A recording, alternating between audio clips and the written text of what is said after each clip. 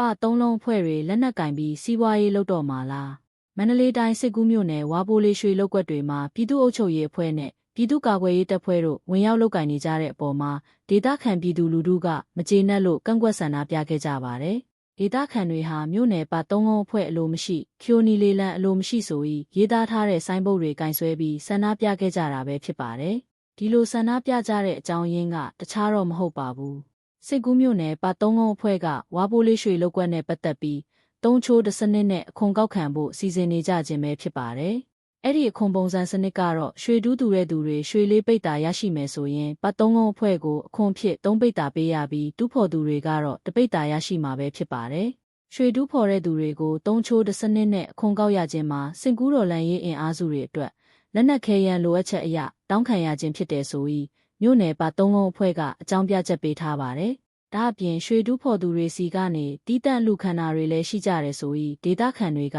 ပြောပြကြပါတယ်။